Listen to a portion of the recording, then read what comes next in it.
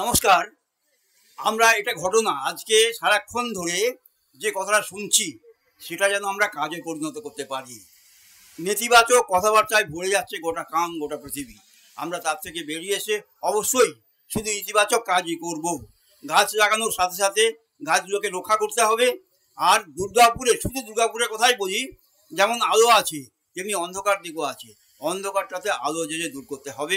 Durgapur smart city হয় বলে আমরা শুনেছিলাম, সেটা করতে গেলে যেটুকু যেখানে অসুবিধা আছে সেটাকে দূর করতে হবে। রাস্তাঘাট পরিচ্ছন্ন হওয়া দরকার।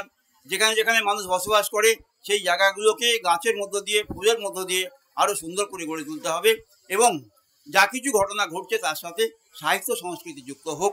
আমি ব্যক্তিগতভাবে একটি সাহিত্য পত্রিকা আজকের যোধন, একটি সংবাদপত্র দেশপ্রেমী এবং দুর্গাপুর এডুকেশন অ্যান্ড ওয়েলফেয়ার সোসাইটির পক্ষ থেকে এই যে মিডিয়া ফোরাম যুক্ত হচ্ছে এবং যা কিছু যুক্ত হচ্ছে এখানে এবং গোটা পৃথিবী জুড়ে, আমরা শুধুমাত্র পজিটিভ কাজ করে যা কিছু সমাজের দুর্গতি আছে, আমাদের ব্যক্তিগত দুর্গতি আছে, সবটাকে আমাদের কাজে পরিণত করতে হবে। অন্তরে বিশ্বাস করতে হবে। আমরা যেন কোনোভাবে কোনো জায়গায় সন্দেহ পোষণ করে দূরে সরে না যায়। আয়োজকদের, মলয়বাবুকে, সবাইকে ব্যক্তিগতভাবে এবং আমাদের সংস্থার পক্ষ থেকে কৃতজ্ঞতা জানাই। এরকম অনুষ্ঠান অনেক হতে থাকুক, অনেক হতে থাকুক। আমরা সঙ্গে আছি। ধন্যবাদ।